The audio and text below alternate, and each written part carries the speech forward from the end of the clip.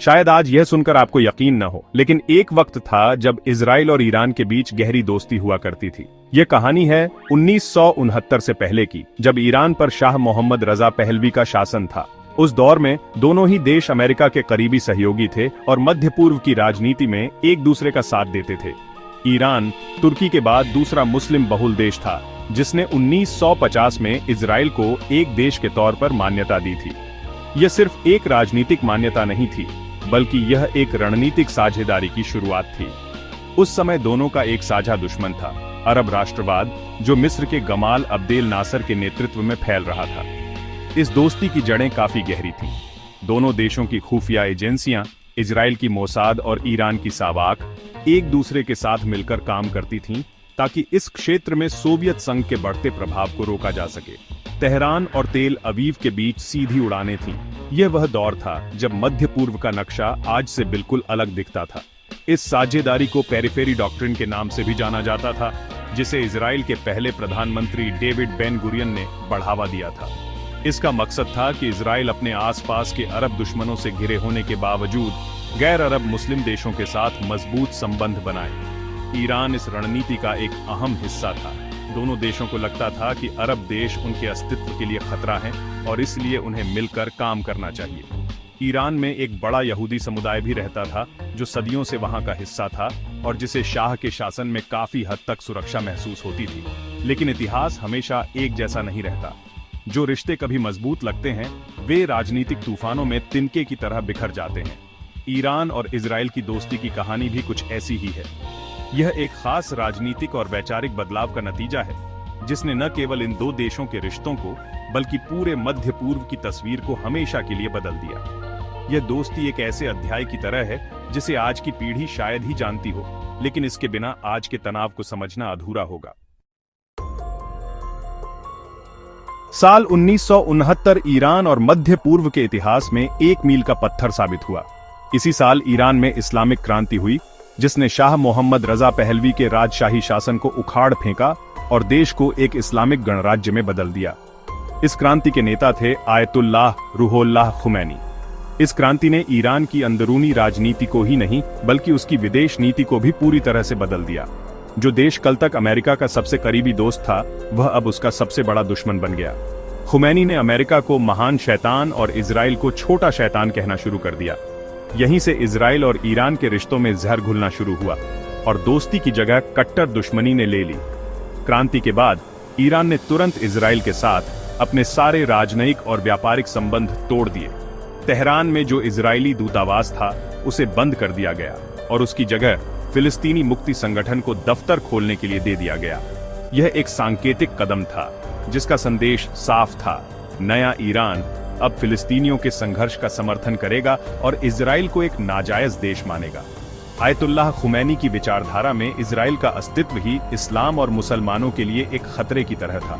उनका मानना था कि इजराइल पश्चिमी ताकतों का एक एजेंट है, जिसे मध्य पूर्व को कमजोर करने और उसके संसाधनों पर कब्जा करने के लिए बनाया गया है। लेबनान में हिजबुल्लाह का उदय इसका सबसे बड़ा उदाहरण है।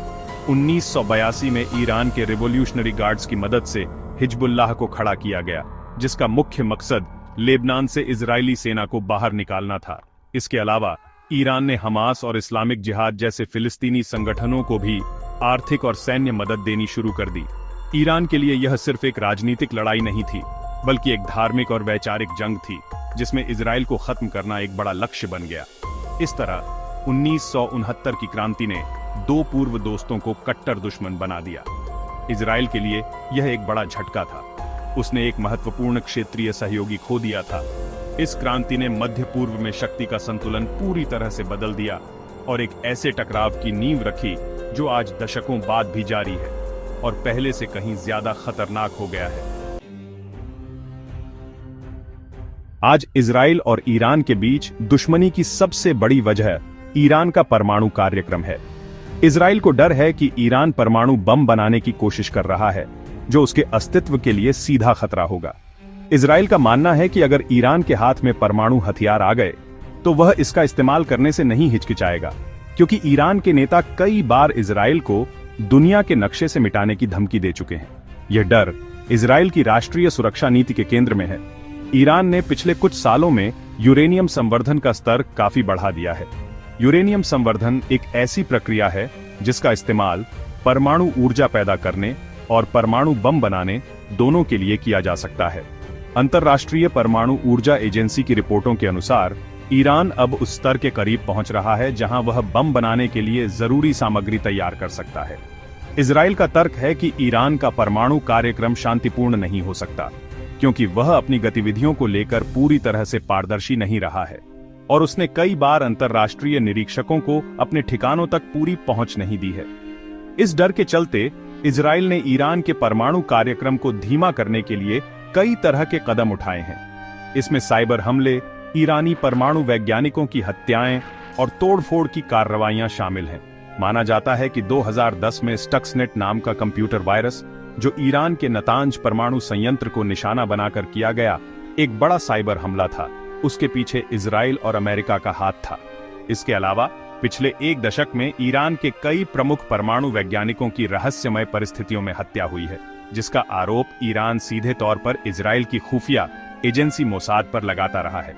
इजराइल इन आरोपों पर न तो कभी हामी भरता है और न ही इनकार करता है। ईरान अपने प्रॉक्सी समूहों जैसे लेबनान में हिजबुल्लाह, गाजा में हमास, सीरिया और इराक में शिया मिलिशिया के जरिए इजराइल को घेरने की कोशिश कर रहा है। इजराइल इसे अपनी सुरक्षा के लिए एक बड़ा खतरा मानता है। उसे लगता है कि अगर ईरान के पास परमाणु बम आ गया तो वह इन प्रॉक्सी समूहों को एक परमाणु छतरी मुहैया कराएगा, जिससे वे और भी आक्रामक तरीके से इजराइल पर हमला कर सकेंगे।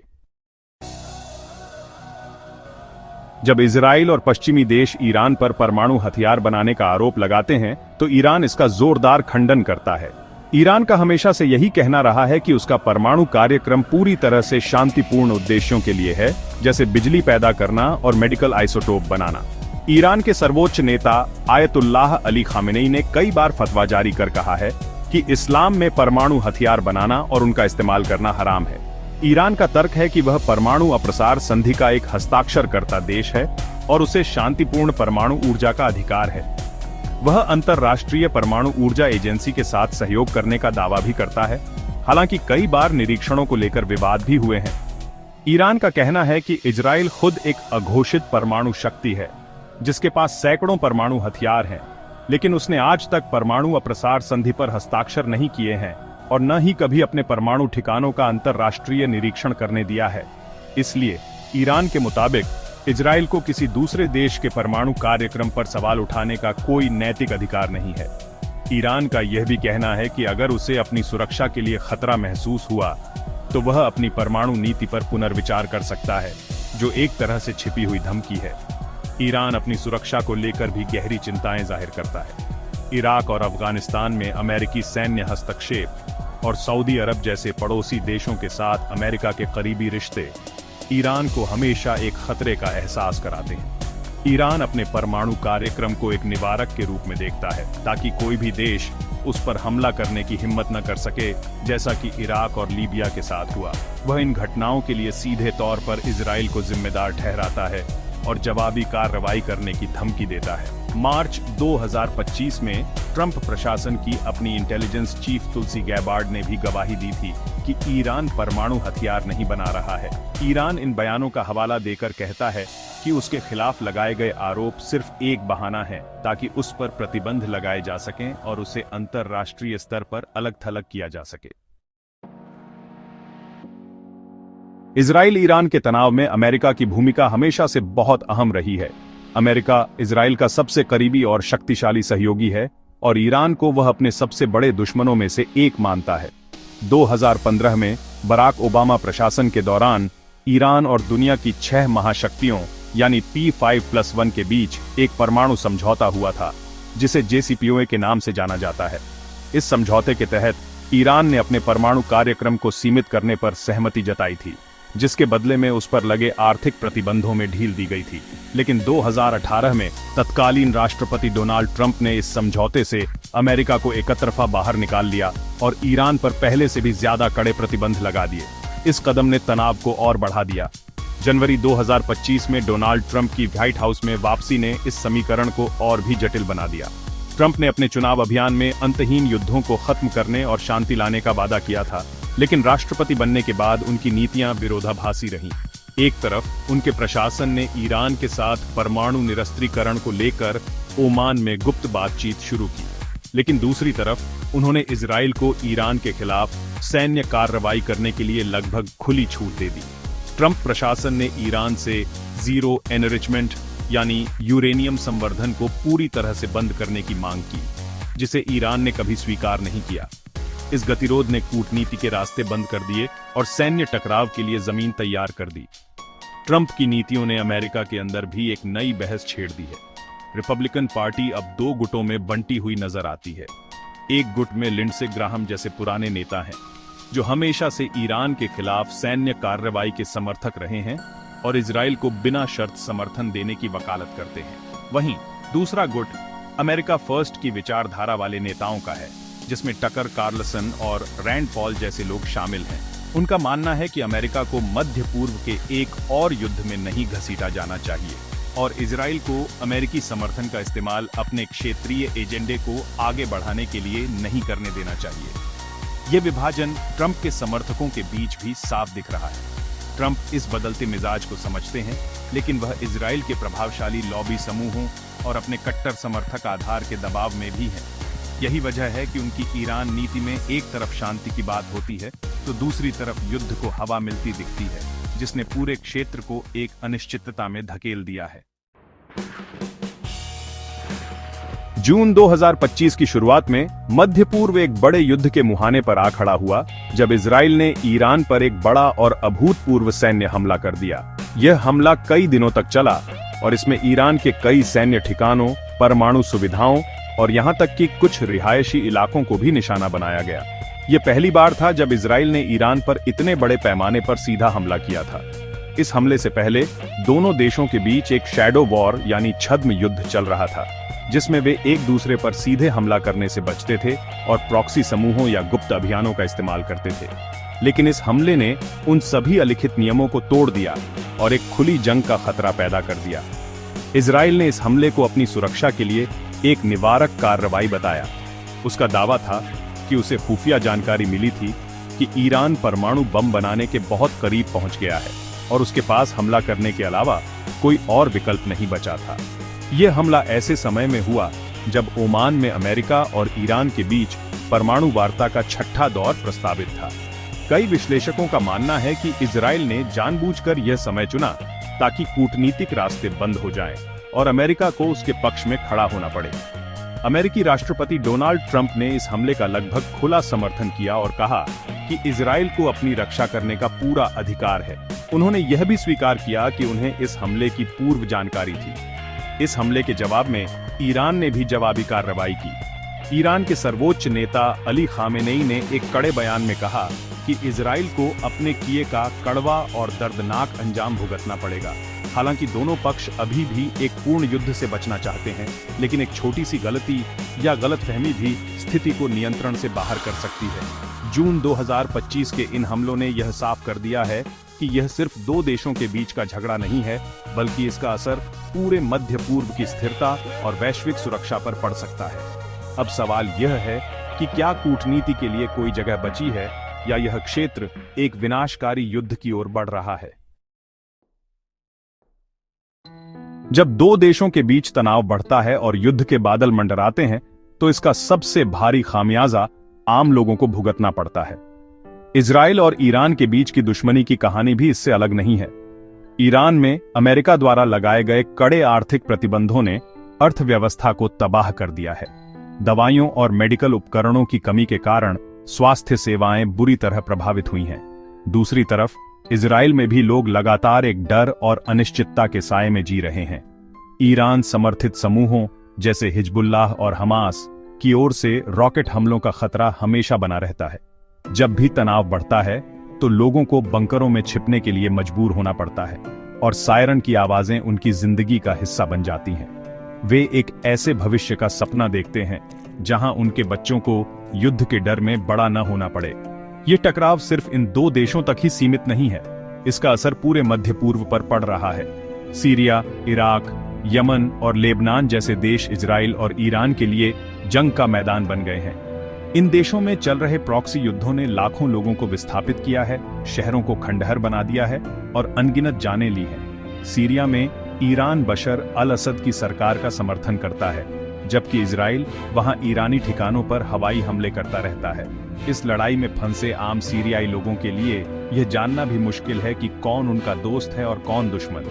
इस तनाव का एक और दुखद पहलू यह है कि यह लोगों के बीच नफरत और अविश्वास को बढ़ावा देता है। दोनों देशों की सरकारें अपने मीडिया और शिक्षा प्रणाली का इस्तेमाल एक दूसरे के खिलाफ प्रोपेगेंडा फैलाने के लिए करती हैं। इजराइल में बच्चों को सिखाया जाता है कि ईरान एक कट्टरपंथी दुश्मन है और ईरान में बच्चों को बताया जाता है कि इजराइल एक शैतानी ताकत है। इस तरह नफरत एक पीढ़ी से दूसरी पीढ़ी तक पहुंचती जाती है और शांति की संभावनाएं और भी कम हो जाती हैं। इजराइल और ईरान का टकराव सिर्फ मध्य पूर्व तक ही सीमित नहीं है। इसका असर पूरी दुनिया की राजनीति और अर्थव्यवस्था पर पड़ता है। यह क्षेत्र दुनिया की ऊर्जा आपूर्ति के लिए बहुत महत्वपूर्ण है। दुनिया का लगभग 1/3 समुद्री तेल व्यापार होर्मुज जल्द मरुमध्य से होकर गुजरता है, जो ईरान के नियंत्रण में है। जब भी इस क्षेत्र में तनाव बढ़ता है तो इस बात का खतरा पैदा हो जाता है कि ईरान इस रास्ते को बंद कर सकता है। अगर ऐसा होता है तो दुनिया भर में तेल की कीमतें आसमान छूने लगेंगी, जिससे वैश्विक अर्थव्यवस्था मंदी की चपेट में आ सकती है। जून 2025 के हमलों के बाद हमने इसकी एक झलक देखी, जब तेल की कीमतें अचानक बढ़ गई थीं। चीन ईरान का सबसे बड़ा व्यापारिक भागीदार है और वहां से बड़ी मात्रा में तेल खरीदता है। रूस के भी ईरान के साथ करीबी सैन्य और राजनीतिक संबंध हैं। ऐसे में अगर इजराइल और ईरान के बीच एक बड़ा युद्ध छिड़ता है तो इन महाशक्तियों के लिए तटस्थ रहना मुश्किल हो जाएगा। यह स्थिति एक नए शीत युद्ध जैसी बन सकती है, जहां दुनिया अलग अलग खेमों में बंट जाएगी, जिससे अंतर्राष्ट्रीय सहयोग और कूटनीति को भारी नुकसान पहुंचेगा। अगर ईरान परमाणु बम बना लेता है तो इससे मध्य पूर्व में हथियारों की एक नई होड़ शुरू हो सकती है। सऊदी अरब और तुर्की जैसे देश भी अपनी सुरक्षा के लिए परमाणु हथियार हासिल करने की कोशिश कर सकते हैं। एक ऐसा क्षेत्र जो पहले से ही अस्थिरता और संघर्षों से जूझ रहा है, अगर वहां कई देशों के पास परमाणु हथियार आ जाएं, तो यह पूरी दुनिया की सुरक्षा के लिए एक दुःस्वप्न जैसा होगा। इसलिए अंतर्राष्ट्रीय समुदाय ईरान को परमाणु शक्ति बनने से रोकने के लिए एकजुट है, लेकिन इसे कैसे किया जाए, इस पर गहरे मतभेद हैं। इसके अलावा यह संघर्ष अंतर्राष्ट्रीय कानूनों और संस्थाओं जैसे संयुक्त राष्ट्र की प्रासंगिकता पर भी सवाल खड़े करता है। इजराइल ईरान का तनाव इस बात का एक उदाहरण है कि कैसे क्षेत्रीय संघर्ष वैश्विक मानदंडों को चुनौती दे सकते हैं। दुनिया भर के देश इस स्थिति को बड़ी बेचैनी से देख रहे हैं, क्योंकि वे जानते हैं कि मध्य पूर्व की आग की लपटें उनके अपने दरवाजे तक भी पहुंच सकती हैं। इतने गहरे अविश्वास, दशकों की दुश्मनी और हाल के सैन्य हमलों के बाद यह सवाल पूछना लाजमी है कि क्या इजराइल और ईरान के बीच शांति की कोई उम्मीद बाकी है? पहली नजर में इसका जवाब नहीं लगता है। दोनों देशों के बीच की खाई बहुत चौड़ी हो चुकी है। ईरान में शासन की विचारधारा इजराइल के अस्तित्व को ही नकारती है। वहीं इजराइल में ईरान के परमाणु कार्यक्रम और उसके प्रॉक्सी नेटवर्क को अस्तित्व के लिए खतरा माना जाता है। दोनों ही पक्ष एक दूसरे को शक की नजर से देखते हैं और किसी भी तरह का समझौता करने को तैयार नहीं दिखते। जब तक दोनों देशों का नेतृत्व अपनी कट्टरपंथी सोच पर अड़ा रहेगा, तब तक सीधी बातचीत या शांति की कोई भी पहल मुश्किल लगती है। लेकिन इतिहास हमें यह भी सिखाता है कि जो देश कभी कट्टर दुश्मन थे, वे भी दोस्त बन सकते हैं। मिस्र और जॉर्डन ने भी कभी इजराइल के साथ युद्ध लड़े थे, लेकिन आज उनके बीच शांति समझौते हैं। इसलिए उम्मीद पूरी तरह से खत्म नहीं हुई है। शांति का रास्ता लंबा और मुश्किल हो सकता है, लेकिन इसकी शुरुआत विश्वास बहाली के छोटे छोटे कदमों से हो सकती है। इसके लिए एक मजबूत अंतर्राष्ट्रीय मध्यस्थता की जरूरत होगी, जिसमें अमेरिका, रूस, चीन और यूरोपीय संघ जैसी ताकतें शामिल हों। जब तक दोनों देशों की सरकारें अपने लोगों को एक दूसरे के खिलाफ भड़काती रहेंगी, तब तक जमीनी स्तर पर कोई बदलाव नहीं आएगा। दोनों देशों के नागरिक समाज, शिक्षाविदों, कलाकारों और युवाओं को एक दूसरे के साथ संवाद करने के मौके मिलने चाहिए, ताकि वे समझ सकें कि उनका दुश्मन कोई अमूर्त शैतान नहीं, बल्कि उन्हीं की तरह आम इंसान है जो शांति और सुरक्षा चाहता है। सोशल मीडिया और इंटरनेट के इस युग में लोगों के बीच सीधे संपर्क की संभावनाएं पहले से कहीं ज्यादा हैं। यह एक धीमी प्रक्रिया हो सकती है, लेकिन नफरत की दीवारों को गिराने के लिए यही एकमात्र रास्ता है। आखिर में इस क्षेत्र के भविष्य का फैसला इस बात पर निर्भर करेगा कि दोनों पक्ष क्या चुनते हैं, टकराव का अंतहीन चक्र या कोएग्जिस्टेंस यानी सह अस्तित्व का मुश्किल रास्ता। आज 14 जून 2025 को स्थिति बहुत गंभीर है।